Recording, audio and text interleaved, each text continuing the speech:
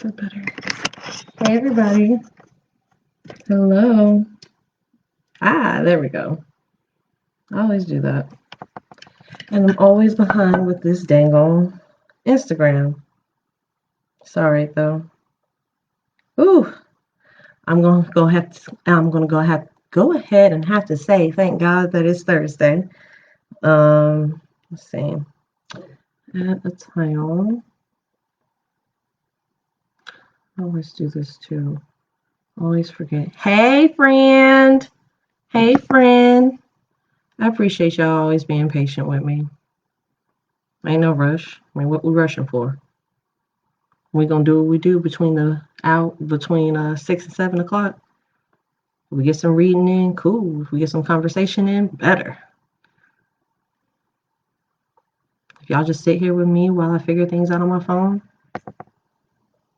I appreciate y'all being here.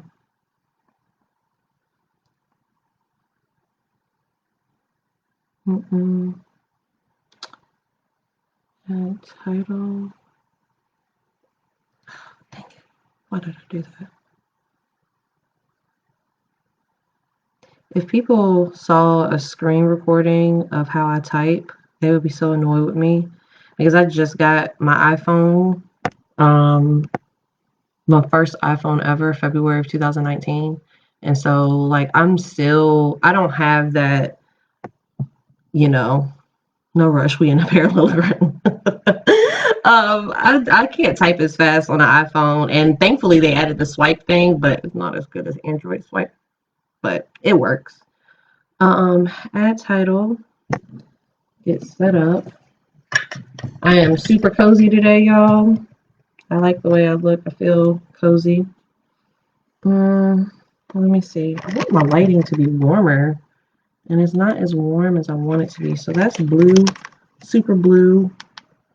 That's warm. Let's see if we get that one. Yay! Serenity on time. That's not bad. That's not bad, but I still look crazy over here on Instagram. Hold on. This one, if I make it in between, I think that should be good. I think that looks good. Okay. So it is, all right, checking connection over here on Instagram. I'm live on Instagram now. I don't know what's happening with my hair, but it's happening. And it's gonna dry. So whatever happens, y'all just gonna have to either laugh with me or I don't like what's happening over here on this side, but it is what it is. We here now. Whatever. Actually, you know what? Let go and let God. That's what I'm gonna do. I'm letting God do this. I'm letting God handle this. Anyway, hello. Y'all, I was gonna be so mad at myself because I couldn't even see the book. It's down here on the floor. Wait a second. Okay, got the book. We are reading Abundance. Hello. We are reading Abundance Now by Lisa Nichols. We are reading Abundance Now. If you like taking notes and things like that, have pen and paper ready. Tonight, unironically, I usually drink wine or like some tea or whatever. Unironically, I'm drinking a Corona tonight. I don't feel like getting on my lime and all that, so it's just going to be me and this Corona. I did that wrong. Oh, anyway. So we are reading Abundance Now by Lisa Nichols. We're reading Abundance Now by Lisa Nichols. I hope y'all are doing well today. My name is Taylor. I also go by MissTaylorSaid, and I started doing this. No line. I started doing this this last Monday, and I am reading on live at 6 o'clock Monday through Thursday. In an effort to accomplish a few goals of mine, one of those goals being to read the books that I actually own. I want to read more because a lot of times I start a book and then I don't finish it. And so I want to read more of my books and actually complete them. And one way I figured I could do that is by reading with other people. That also gives me an opportunity to read aloud more often. And some of the goals that I have include me doing things that will require me to do things like read a teleprompter and read on cue. So I want to be able to do that and feel more comfortable doing that. And also I want to feel comfortable with an audience, even if it's a virtual audience. I like it. I have a great time. And if this is your first time, welcome in, welcome in. I appreciate you all for showing up every day. It gives me motivation to actually show up and do this. Last Thursday, I didn't make it because I didn't do the live because I wasn't feeling that great. And I felt a little guilty about that. But then I was just like, nope, I have a good group of people right now that, that care about me. And so it's like, y'all care about me taking care of myself. So I appreciate that. And hello. I appreciate that. And I appreciate y'all. So we're going to get into it. We are in chapter 2. Yesterday we started chapter 2, and in chapter 2 she is talking about the first E. There are 4 E's, as in the letter E. Those 4 E's are enrichment, enchantment, engagement, and endowment. And we were talking about enrichment of your whole self yesterday. If you missed that, you can go back on my page. If you're on Instagram, if you're on Facebook, you can go back on my page and you can look at that and catch up with us. We are starting on bounce back quickly after a failure in chapter 2. And so welcome in, and we're going to get started. We are reading Abundance Now by Lisa Nichols. And I'm drinking Corona tonight, unironically. So cheers, and let's get into reading. The last thing that we left off on, she was talking about the man, Michael James, that had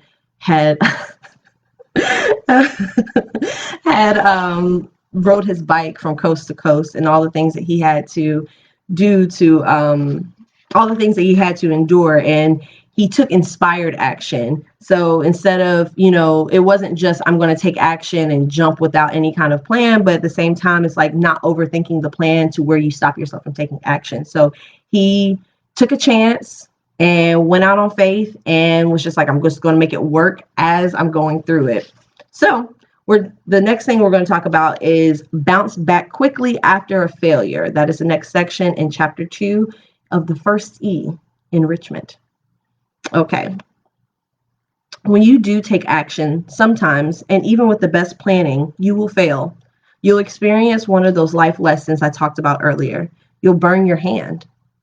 So how do you find the strength to get back up? How do you summon the internal fortitude and sheer force of will to move ahead on your dreams? For one thing, stop focusing on what knocked you down in the first place.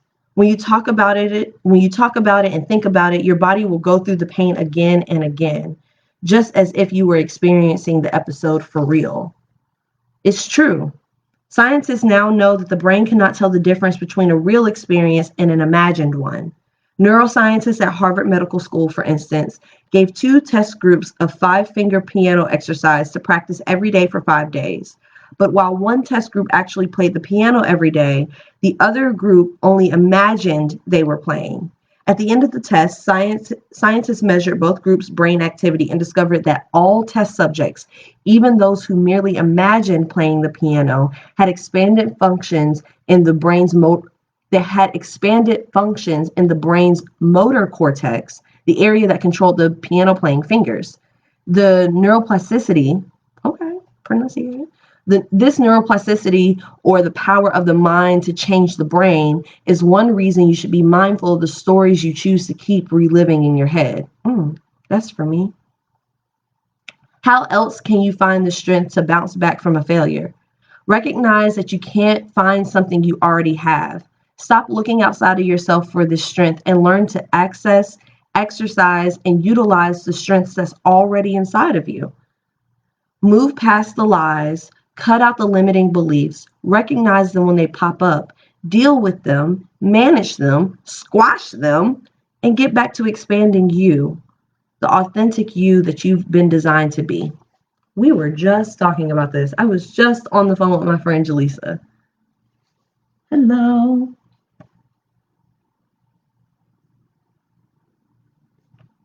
Oh, okay. I got you. I was confused for a second there about the comments. Hello, you're good. Happy fun times over here. We were just talking about that, about being yourself. I'm always going to talk about being yourself because I feel like that's the key to everything, is like dedicating yourself to being yourself. Yes, that's you friend. um, I feel like if you dedicate that time to being yourself, then you can, that's the freedom, is like knowing that you're choosing to be yourself no matter who you come across or what circumstance you get put in. So I just want to read this one section again where she said, stop looking outside of yourself for this strength. We were just saying that. Sorry. Okay, now that just brought up what we were just saying. I was just saying that a lot of times people will gosh, what did I say? That people will project, hey friend, people will project what they, oh my gosh, what was I saying? We were talking about relationships.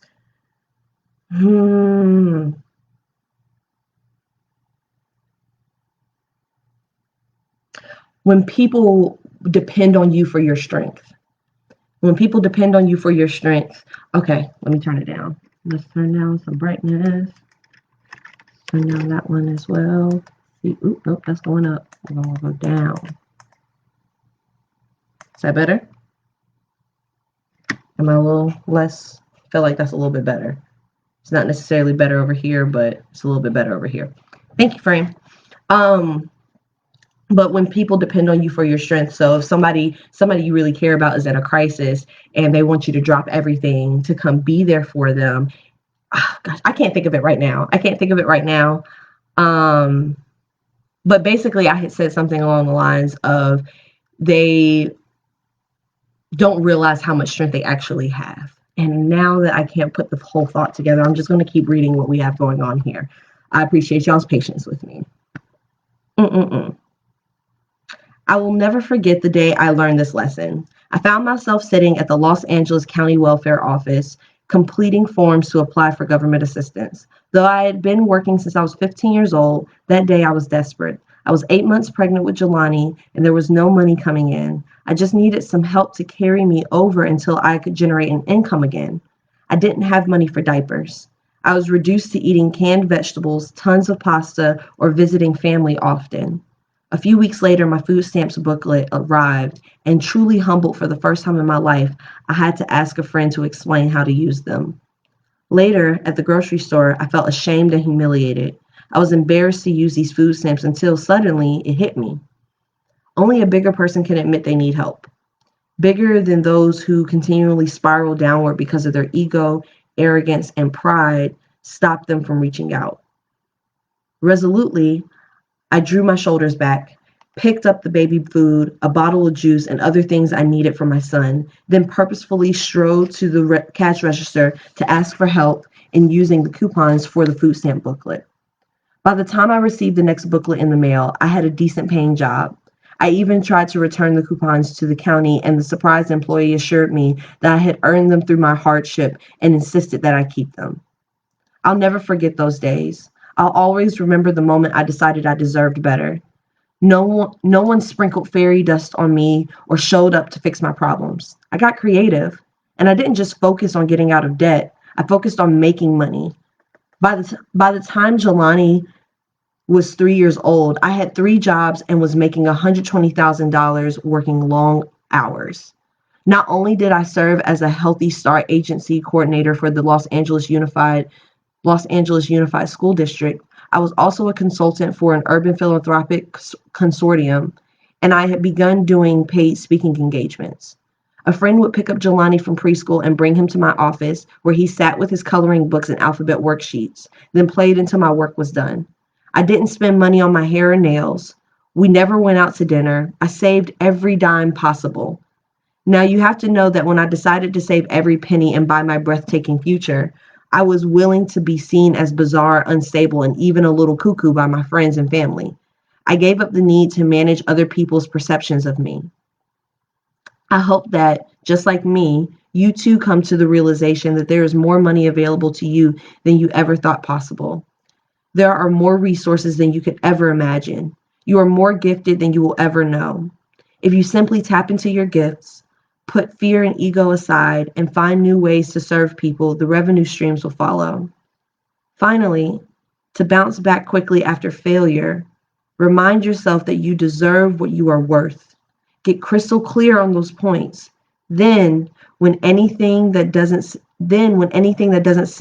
in alignment with that worth comes into your space, you can immediately make a decision. Do I want to get involved in this? Do I want to buy into this other person's assessment of me? Do I want to be limited in this way? Woo! Ooh, Lisa is getting me together. Again, she's always getting me together. And I hope that y'all are also getting got together by her as well while I'm getting got together and all of that. I do remember Raquel going live one day, and she was talking about how she was talking about an experience she had where when she went into that mode of I'm saving every single penny, I'm saving everything, but it came at a bigger cost for her, and it was a bigger sacrifice, and it was very harmful to her.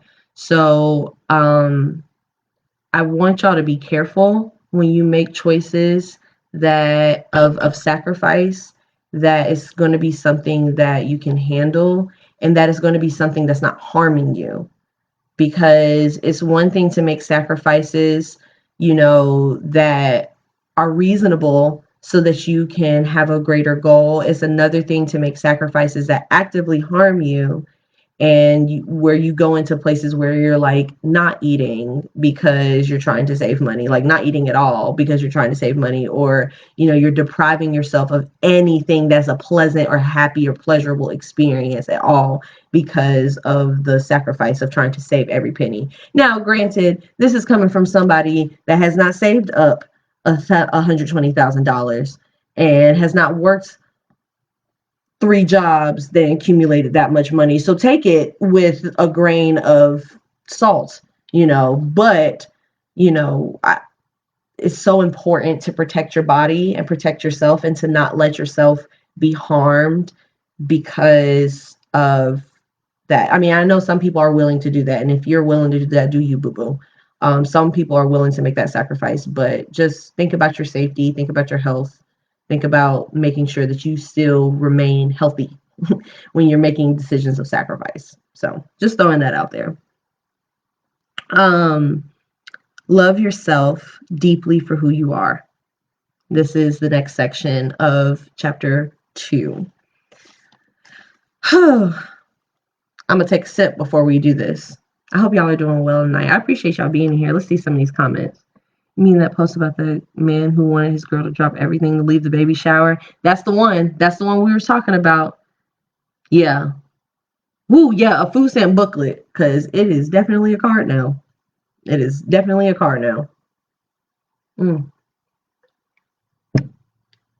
Sorry. I struggle with drinking out of bottles. And I know this sounds weird, but glass bottles are weird. They're not flexible at all. And it's a odd experience. So anyway, next section. As we grow up, we absorb from our parents and our guardians what happiness, joy, peace, and good living look like. Our parents, grandparents, or guardians are our first teachers. Some of what they teach us we really embrace, while other aspects give us pause. It's not ours, but we still hold on to it. Then we begin to take on society's version of what life should look like. We strive for lifestyles and things others think are necessary. We take on careers that others think are acceptable. We strive for a body image based on what others say. I fell into this trap. For years, I didn't go to the beach, even though I love the water. For more than 10 years, I stayed away because I was ashamed of my body. If ever I did venture out, I looked like someone from Alaska in winter because I was so covered. Then in 2008, I said, what can I do that will truly liberate me? And the answer was go to the beach, strip down to your swimsuit, and actually get in the water. Don't just look out at the water anymore. Get in it. It was transformational for me. Shortly thereafter, I was in Jamaica, where I used to go with my girlfriends to level set. One just happens to be a personal trainer, and the other works undercover for the government. To say they have goddess-like bodies would be an understatement. But because I had stepped out of my negative self-talk and into my power, because I had stopped defining beauty by other people's standards, nothing could deter me. I stared at the water for a few hesitant moments while everyone was chatting and sipping on margaritas or lattes in their beautiful, vibrant bikini tops with matching boy shorts. I chanted to myself repeatedly, I'm uniquely beautiful in my own way, several times as I disrobed, then stood up and took off my cover-up. I took off my hat, I took off my shades, and I felt a big lump in my throat. But with every step toward the water, I felt more and more liberated. Of course, your what am I waiting for moment may be something different, but I'm here to tell you, I've never known water to feel that good. Why? Because it came with permission from myself, allowing me to be exactly as I am. In that moment, I was standing in my light. I loved myself deeply for my courage. My belief in Lisa rose that day. What does light look like to you? Identify it with your own definition rather than anyone else's. When you do define it, celebrate it. Then take care of it. Too often today, we forget to love ourselves deeply in ways that matter. It's often said that we'll spend $150 on a new business gadget, but balk at spending that on a few hours at the spa. Guys will spend $150 getting their car detailed, but not $150 on an afternoon of pure enjoyment with their friends. If I asked you to list all the ways you could love yourself deeply, lavishing care and heaping generosity on yourself, could you come up with anything that you'd actually do? Here's the list I'd recommend for you. Eat right and shop for the best food. Move your body in ways that make you feel energized and ways that you find fun. Keep your finances in order. Have enough in the bank and then some. Draw boundaries for yourself with your family and friend circle. Exercise the word no and recognize it's a complete sentence. Open up and communicate more. Spend quiet time with yourself and with God. Be willing to ask others for what you need and receive what you deserve. Allow emotionally healthy people in your life to serve you. Love toxic people from a distance. I hope y'all getting this word. I hope y'all are getting this word. Now, I hope y'all getting this word. I hope y'all getting these words that she's saying and you're digesting them and ingesting them. That's a good list. That's a good list. Of course, another part of loving yourself deeply is to practice self-care. But you also have to be laser focused on your goals, right? The key to having both is grace, ease, and harmony. Unfortunately, so many of us are servers. We're in service to others. Unfortunately, so many of us are servers. We're in service to others. We give until there isn't anything left to give, even to ourselves. Have you ever said, don't worry about that, I'll take care of it? Have you said it so many times that people have actually stopped asking if you need support? They know you. They know you're going to take care of it. And they know they might even be rebuffed in their offer to support you. Well, guess what? I have some sobering news for you. You've trained people on how to treat you. You may have even trained them to not show up for you. Ooh. If you're just coming in, we are reading Abundance Now by Lisa Nichols. If you're just coming in, we're reading Abundance Now by Lisa Nichols. Ooh, that one. That's a, If you're one of those, don't worry about it. I'll take care of it, people. You're one of those, I got it. I'll take care of it. You've trained people on how to treat you, and you may have even trained them to not show up for you. By the time you realize the lie you've been broadcasting, you might really need help. But unfortunately, at this point, you discover no one will give you that help. No one's checking on you. They might love you, but they expect you've got things handled. After all, your main statement may have been, don't worry about it, I'll be fine. Don't worry about me, I'll be fine. Don't worry about me, I'll be fine. Do you? Of course not. No one has things covered 100%. I've been with some of the most powerful and wealthy people on the planet, and guess what? They need support too. If you've gotten to the point where you've kept others from serving you, realize that you are the only one who can turn the tide. Start focusing on yourself before giving to others. Teach people how to treat you and start making it known that you need support, including suggesting ways others can help. Focus on yourself first so that you'll have a full tank to give others. I'm sorry. Second, make the distinction between self-care and indulgence. Ooh, wait a minute now. Ooh. Second, make the distinction between self-care and indulgence. A massage, for example, used to be an indulgence for me. I thought, oh my gosh, I'm sneaking off to get a massage.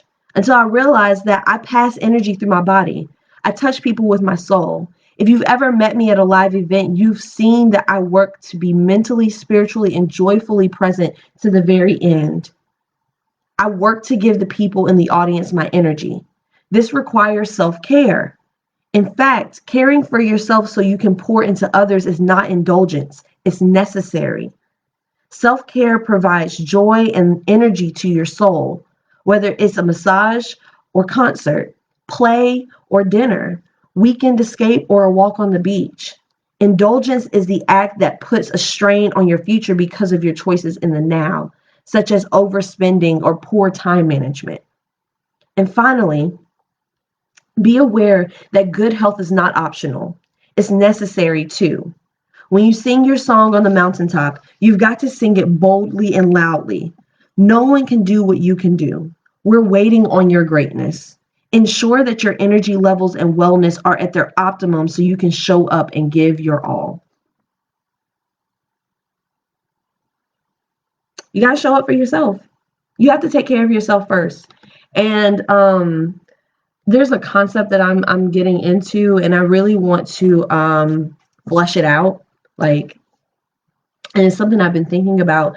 But one perspective that I try to have whenever I'm thinking about ways to take care of myself is to imagine my life as if Thanos just snapped his fingers and everybody I've ever known, everybody I ever cared about, what just vanished. And for whatever reason, I didn't have to deal with the emotional, blowback of losing all of my loved ones at once, right? I try to think about life like that. And I think about my life and I'm just like, who would I be? Who am I if that were to happen today? If I were to lose everybody today, who am I? Am I still the same person that is, going above and beyond for other people? Am I still worried about doing certain things that I know are going to accommodate others? What if the others aren't there? Where does my identity lie? Does my identity lie in everything I do for other people and every ways that I show up for everybody else? Or am I content with who I am and how I feel about myself and my own company? Am I content with myself and my own company? Am I okay with the choices that I make on a daily basis? If there was no one around me to be affected by my choices, am I content with those choices? And thinking about it like that. And for me, this thought process may not work for other people, but for me, the reason why this thought process works is because I have a people pleaser mindset. And so it's hard for me to make choices. It's been hard for me to make choices before where I wasn't thinking about accommodating others in my decision making. And so when I strip it back like that and I'm like, Am I really making this choice for me? Am I really making this choice for me? Am I really saying yes because this is something I want to do and have a desire to do, or am I doing this for somebody else? And if I am doing it for someone else, am I okay with the fact that I'm choosing to do something for someone else? You know, that's how I think about it. And then that allows me to see how full my tank is, my love tank, or my cup, the cup metaphor, the cup in the saucer or whatever. That's how I measure, am I good? Am I good enough to be here, fully here for myself, all the way full, all the way from the bottom of my feet to the top of my head? Am I full of my self-love, my self-care? Have I gotten my rest? Have I eaten right? Have I done things to feed my mind and my soul? Have I spent time meditating? Have I, done something physical like yoga or something like that? Have I done the things that I need to do in order to fill my tank up so that I'm fine? And so that I feel completely loved by myself, so that I set the standard of how I want to be treated throughout the day and throughout my life. Am I okay with where I am before I decide to give to others? And sometimes learning and unlearning and peeling that onion back and stripping all the things and stripping all the factors away about how you make decisions, it can be an isolating situation, because I know for me, I had to fall back from hanging out with my friends in ways that I was hanging out with them, or spending time with them in the ways that I was, like, because it was like we would spend time together every single day. And I had to kind of fall back on that, because it was like, all right, if something in their life changes, I shouldn't be devastated. I shouldn't be devastated that, like, oh no, now that time is not for me anymore. I should be able to be okay and be like, okay, cool. That change happens. I can adapt quickly because I'm cool with me. I'm cool with my presence. I'm cool with my energy. I'm cool with all the things I've done to make sure that I am good enough to enjoy my own company, you know? And so, yeah, I appreciate that. I don't know. It's the weird thing about how I got to that even mindset was thinking about the story from the Bible of Job, and how, like, everything was taken from him and he had to be okay with his life. He had to adapt. Now, was the circumstance he got put in pretty messed up? Yes, it was a messed up circumstance. There was literally a bet on him. It was like, oh, he only praised you. He only praised you because, you're blessing him. If you took everything away from him, he wouldn't give you praise. Okay, snatch it. Go ahead and do what you got to do, because I have a point to prove. I wasn't particularly fond of that part of the story, but the endurance, and not the endurance, the endurance of suffering, that is not what I necessarily think is the praisable thing about the story of Job. I think the ability for him to go through what he went through, allow himself to be upset about what he went through, be bold enough to question God, like, because that's bold. To be faced with God and be allowed to be like, yo, why is this happening to me? This is messed up. Being bold enough to question him, and then after that, finding contentment. And going through all those steps before he found contentment was just like, okay, this is my circumstance. I did not expect to lose everything and everybody, but I'm still okay with being by myself and being with me. And in that serenity, when Job found that serenity, that's when he was blessed again.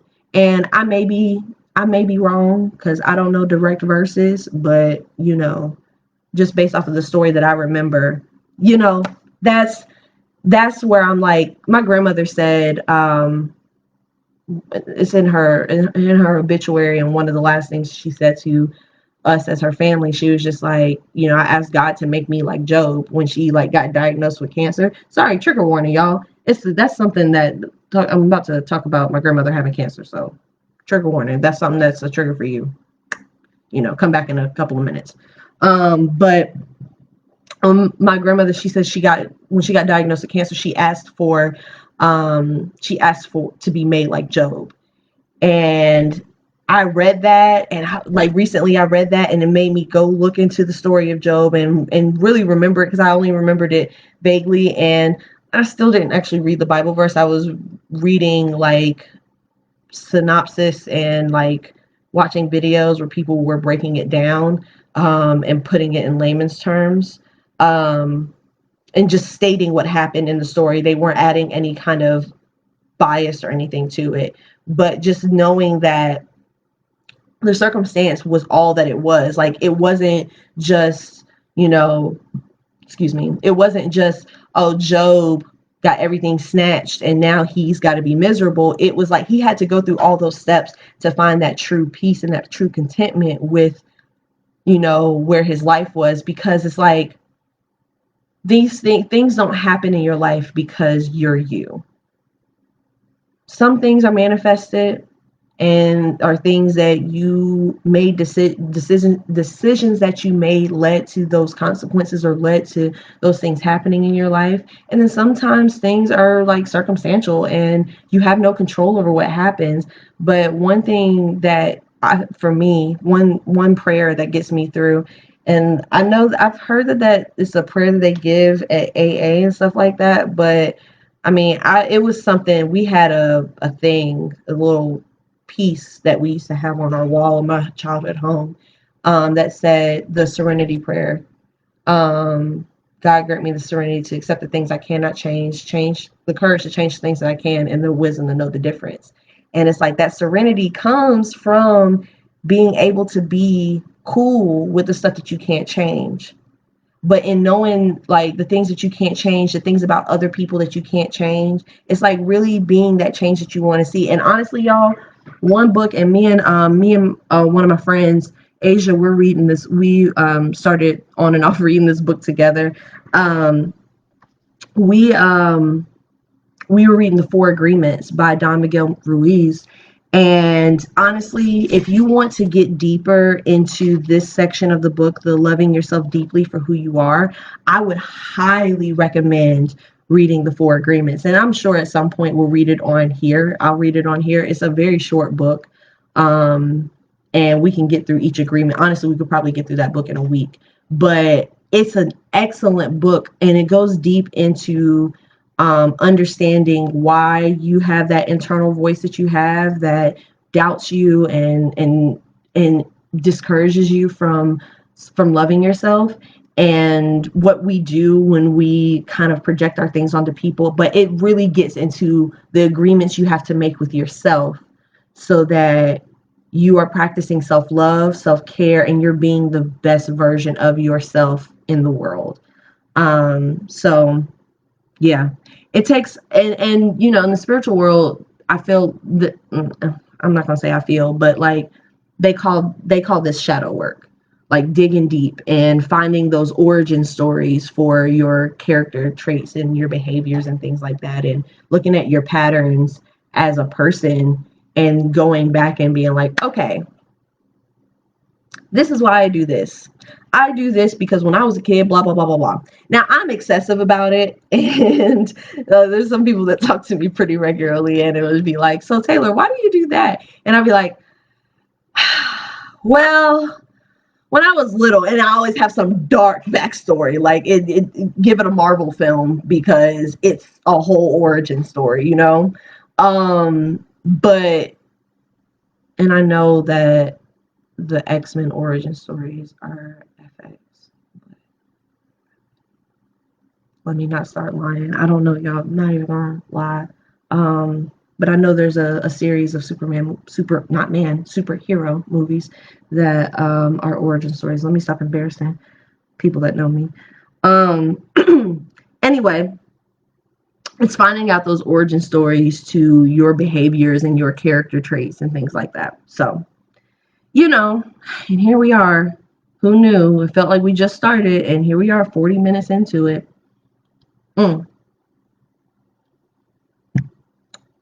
Practice forgiveness on yourself and others is the next section. Thanks, you guys, for hanging out with me. I appreciate y'all. Appreciate y'all being here. I feel like Thursday is going to be the chill day. Monday, fresh off the weekend, we mean business. Tuesdays, I don't know what Tuesdays are going to be. Wednesdays are Wine Wednesday, where we wear pink. And then Thursdays are going to be real chill. I like this. I like this, you guys. Hey, hello. Let's get back into reading. You're just joining us. We are reading Abundance Now by Lisa Nichols. We are in chapter 2. I gotta get this light situation over here on Facebook because looks great over here on Instagram. Facebook is, the time does fly by every time. Anyway, practice forgiveness on yourself and others. If you want to make more room in your heart for abundance, love, and goodness to come into your life, you must set yourself free with forgiveness. You have to create the space for new opportunities, new people, new adventures, and new love to enter in. When you hold on to anger or resentment towards someone who may have hurt you in the past, it's hard to be open and accepting of good things now. Believe me, I know. At one point in my life, I decided I could never forgive the man who had been my fiance. He had emotionally abused me, and then he physically abused me. I could forgive anyone for anything else, but I thought there has to be an exception clause that God allows for someone who's hurt me the way he did. Hello. Though I was a motivational speaker facilitating workshops all over the United States at that time, no matter how much energy I put out or how much I smiled, I secretly held on to that resentment in the corner of my heart. I'll never forgive him, I had decided. Then a colleague told me something so powerful it led me to nullify my exception clause. He said, staying angry at someone is like drinking poison and hoping the other person dies. I had thought that if I forgave this man, I'd be letting him off the hook. I'd be freeing him from taking responsibility for his actions. But forgiveness wasn't about setting him free. It had everything to do with setting me free. Forgiveness was simply about freeing up that space in my heart so I could receive more love and goodness in my life. People are going to do exactly what they want and be exactly who they are, and you may not always agree with them. However, if they hurt you, forgiveness is always your option. Forgiveness is always your option. Yours. And I'm saying that, I'm stopping right there and saying that because sometimes people who have hurt you and they're aware that they've hurt you, but they don't want to take accountability for the ways that they've hurt you, they'll try to weaponize forgiveness and try to force your hand into forgiving them so that they can feel absolved of the things that they've experienced. And so they can feel absolved of the harm they know they caused. So remember that when you are considering forgiveness and thinking about forgiveness of other people, remember that is for you and your peace. It ain't about them. And they don't even have to know. They don't even have to be told that you've experienced forgiveness or you've chosen forgiveness for them and for what they've done to you. But remember that is your option. That is not for them. It is for you so that you can have peace. And it is about your experience. And I am very much about the collective being there for each other and supportive of each other. But I am also very, very adamant about some aspects of individualism. And when I say that, I mean in the protection of yourself so that you can be your very best self for others. Not for others. You can be your very best self for yourself. And that puts you in a position to be of better service to others as you help them. When you do step up to make your contributions to the collective, you can be the best version of yourself to be of the biggest help to the collective when you take care of yourself. Okay. Anyway. Okay. And how much time do we have? Oh, we still got a good amount of time. Gotta find where I was. Is there an opportunity for you to forgive someone? If you're holding on to anger, resentment, or hurt, I invite you now to let go of it so that something far more amazing, far more wonderful, and far more pleasing can fill up that space in your heart. How can you begin to forgive? Recognize what you need to release, then compare it to what you want to make space for in your life, which is worth more to you at this present moment. Holding on to the hurt or letting the new feeling, opportunity, or relationship into your life. Finally, work to forgive yourself for what you perceive as your failings, incompletes, errors, or lack of dedication. You did the best that you could do at the time with the skill set, knowledge, energy, and help you had. You did the best you could do at the time with the skill set, knowledge, energy, and help you had. Somebody needs to hear this today. Whatever it is that happened, you did the best that you could do at the time with the skill set, knowledge, energy, and help that you had. The past is the past. Stop holding on to it and holding at bay the glorious future that's desperately trying to show up for you. You doing all right?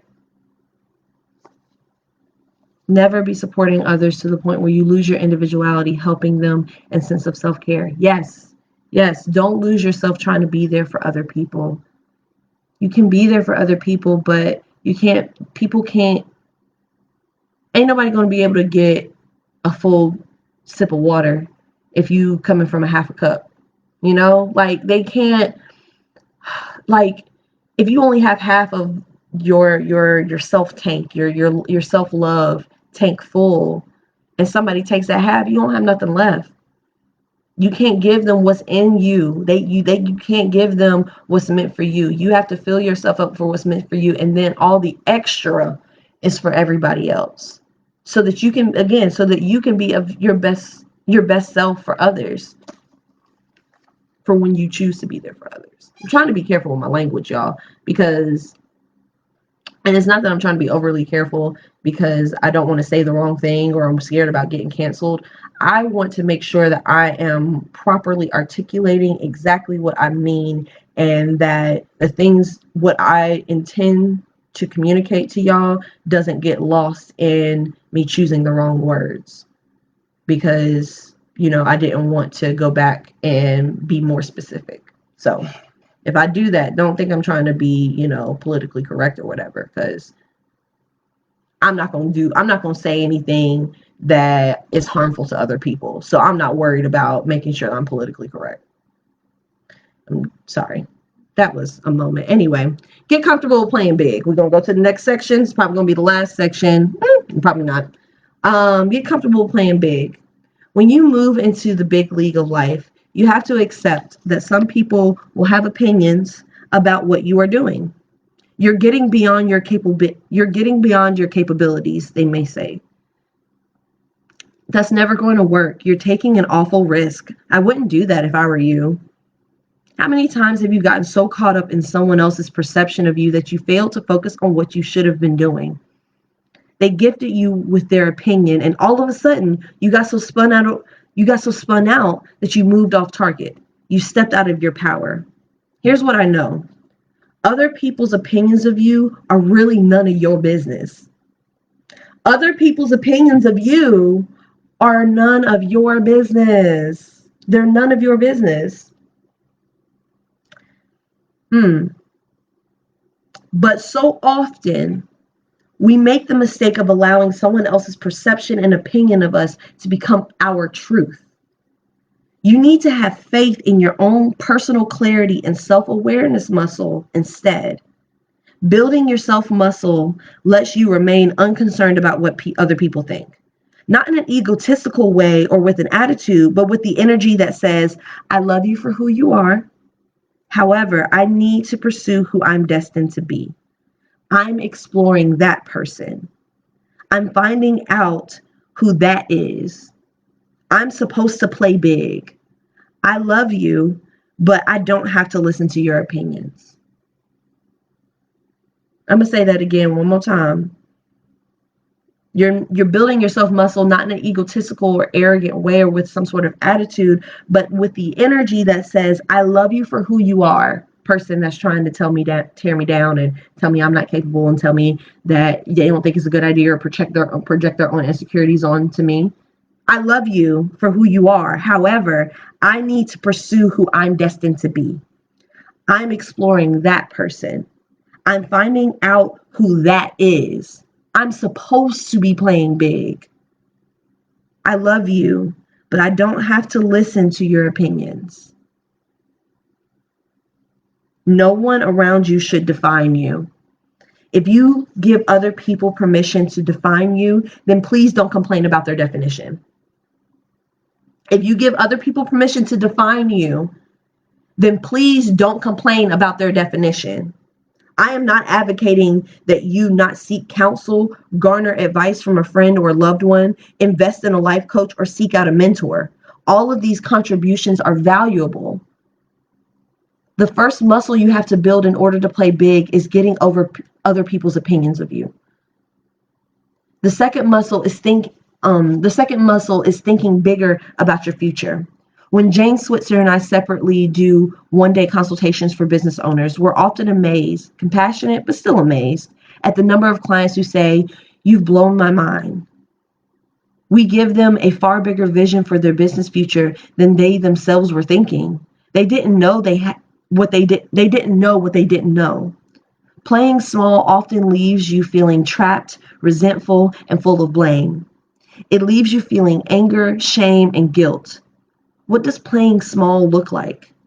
It's making excuses for not following through on your dreams, blaming others for where you are, surrendering your power to your husband, wife, or partner, or to being a mom or dad, and shrinking when opportunity comes your way. But when you play big, you're able to tap into compassion, forgiveness, self-love, gratitude, and appreciation.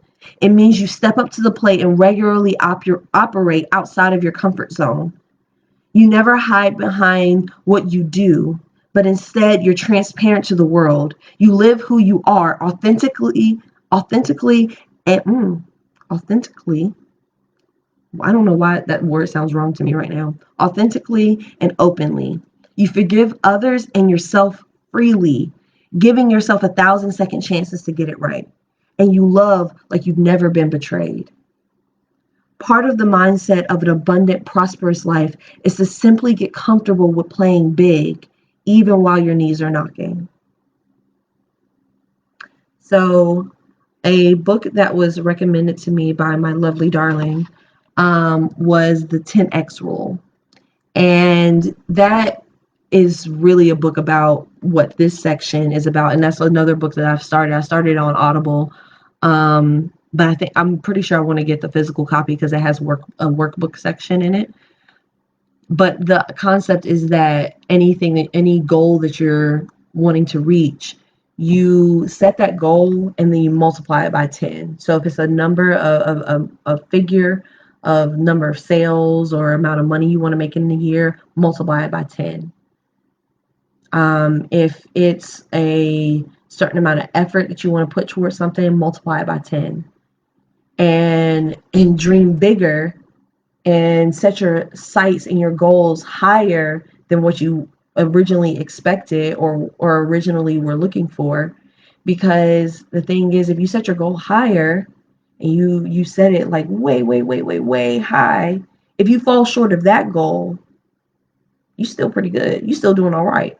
If you set your goals low, if you set that bar low and you fall short of your low bar goal, then you really have, sold yourself short. But if you set your bar way higher than you originally thought, then you can, even if you don't reach that goal, you still exceeded your original expectations.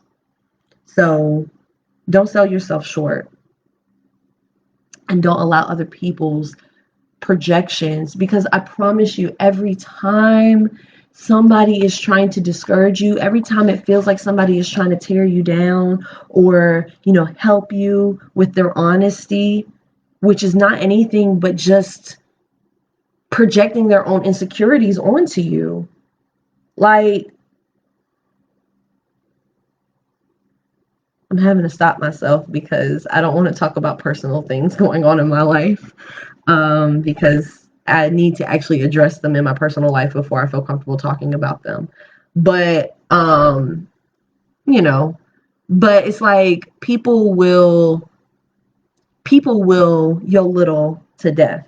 They'll yo little, what's it called, to death. So if you're somebody that is starting your own small business, or you're somebody that's doing this, like what I'm doing, there are a couple of people right now I know, if I were to get on the phone with them and talk to them about how excited I am about doing this right here, that puts me in a position to go to receive their opinion that I already know because of who they are and where they are in their life. I already know that opinion is about to be raggedy, and I already know that opinion is about to be like, oh yeah, I saw you was doing your little show on live. What you doing, reading books? That's different. That's weird. Or whatever it is, all the negative things I've already said in my mind, I've said them in the voices of the people that I know would have opinions like that, because they've had opinions like that before about things I've done in the past.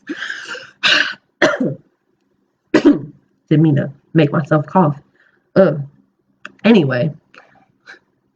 Okay. Anyway, I know those people, but if I give them the space to have an opinion on the things that I do, I've made it possible for them to affect how I feel about what I got going on. And so that's why, like, be protective of yourself. And like she said, I honestly, I'm gonna make, yep, they try to make it seem small and put it down because they themselves would not do it. They would not do it. Or they're afraid. There are things that they're afraid to do, and they see that in you and they're intimidated by that in you. And so they try to diminish it so they feel more comfortable with what you're doing. And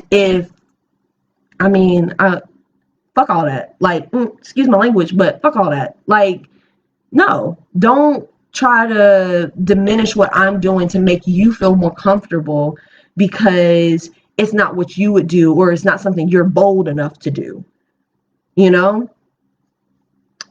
So just because we got 3 minutes left. So if y'all have any questions or anything, like if y'all want to ask me questions about stuff or my opinion on things or whatever, please do, because I like answering questions. So please ask me questions. I do want, the last thing I want to read though, because I'm not going to start another section. I want to read this so that you know that this is for you. Other people's opinions of you are just that. Their opinions, their perceptions. And so often we make the mistake of allowing someone else's perception and opinion of us to become our truth. You have to have faith in your own personal clarity, that intuition that we were talking about the other day, the all of those things, those 12 areas in your life. You have to strengthen those areas in your life so that you can have clarity. You can have faith in yourself, that you're building so much clarity in your self-awareness muscle instead. Building your self muscle lets you remain unconcerned about what other people think, not in an egotistical way or with an attitude, but with the energy that says, I love you. I love you for who you are. However, I need to pursue who I'm destined to be. I'm exploring that person. I'm finding out who that is. I'm supposed to play big. You're supposed to play big. Say that to yourself right now. I'm supposed to play big. Say it. Tell your neighbor, say, neighbor, I'm supposed to play big. Even if it's an imaginary neighbor, tell your neighbor, I'm supposed to play big. I love you, but I don't have to listen to your opinions. And no one around you should define you. If you give other people permission to define you, then please do not complain about their definition. Don't complain about their definition. Amen. Do not complain about their definition. Y'all, listen. Now, if I toss up an offering plate, I'm joking. I'm joking, but I'm serious. But I'm joking. I'm gonna figure out a way to have an offering plate. We're gonna build this audience. We're gonna build this audience up, and then that's what's gonna happen. But do y'all have any thoughts that you want to share before we get up out of here? I'm gonna sip on this. Oh, is this coming? Ooh. So I don't have to look weird drinking out of my bottle. Ooh, we got a comment. Drop the Cash App and pin it next time. I will. I want to. Oh, thank you. I definitely will. I'm not comfortable doing that just yet, but we're dreaming big. We're dreaming big. So we're gonna do that. I'm so glad. I'm so glad, Morgan.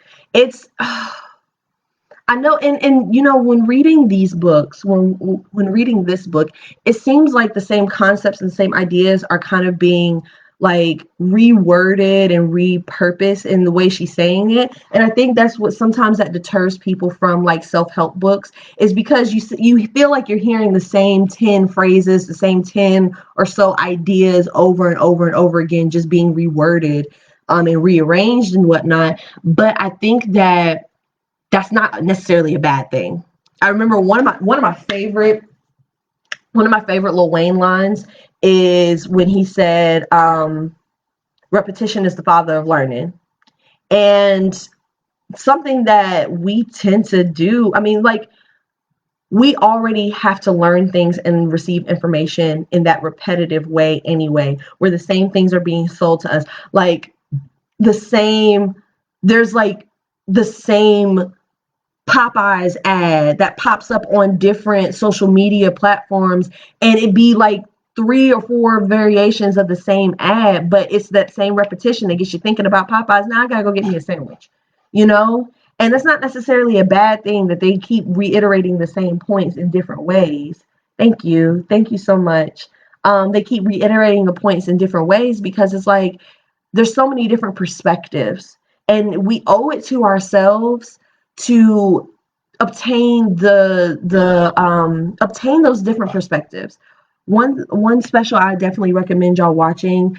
It's kind of emotional. It's a comedy special, but it's one of those, like, it's funny because someone's making light or making jokes about painful, very, very painful experiences that they experience. So, you know, be careful, you know, emotionally. Make sure you're fine emotionally before you watch it. But it's called Nanette on Netflix by Hannah Gritz. I don't know her last name.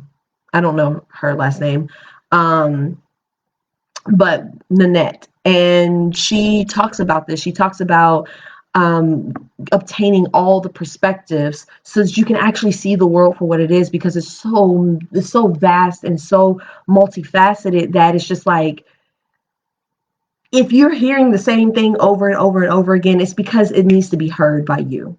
It's because it's something that you're not getting. And so it's being presented to you in different ways and different wordings until it's something that you can digest. So we're going to read, the different things that I plan on reading on this show are self-help books. I want to read as many books by Black authors as I can. And it's such a small detail in my home. But on my entertainment center, I have books by a bunch of, like, and they're all by Black authors. And so, and then in my room, I have books by different topics, different subjects, and different races of authors. But I want to keep it at like Black authors for right now. And I'm really excited about the next book, because the next book I'm going to read, it's a shorter book, but it is by somebody I actually know. So I'm very excited. I'm excited to get through the rest of, I need a proper bookmark. I'm excited to get through the rest of Abundance Now with you guys, because I know we're going to learn so much and have so much to grow from. And we're going to be better by the end of the book. You know, by the time we get to the end of this book, we're all going to be better for it. And we're all going to have learned something new and taken something away from it. So I'm excited about that part. But I'm also super excited to read books by people that I know. And if you have books that you want me to read, and you own them or you would like to purchase them for me, because I still am unemployed from the COVID. You know what I'm saying? But if you have books that you want me to read or you want to send to me, DM me, message me, and we can get that set up so that I can read those books as well. I know it's taken me a little while to get through them, but I really love the conversations that we have, you guys. But we have reached our time. It is now 7:05. I appreciate y'all for being here. I hope that you have a beautiful weekend. You stay safe this weekend, mask up, social distance, stay in if you can. And just take care of yourselves and think about some of the stuff that we talked about this week. Take time, take inventory of where you're at mentally, and start going through things and analyzing them, because we're going to be better by the end of this, y'all. We're going to be better than we were before we started. So I'm excited. I hope that y'all have a beautiful weekend. You have a beautiful rest of your night. And I will see y'all on Monday at 6 o'clock. Thank y'all. Bye.